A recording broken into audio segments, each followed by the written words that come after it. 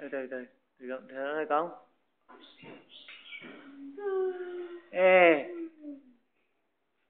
lấy ra.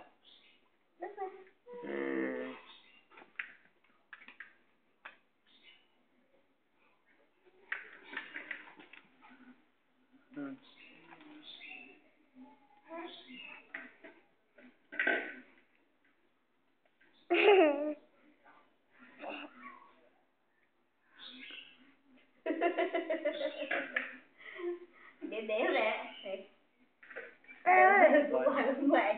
Mày mà hổn.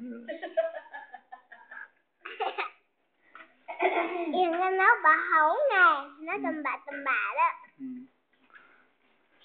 Đừng có nói bà hổng nữa. Bỏ tay ra, quay phim mà.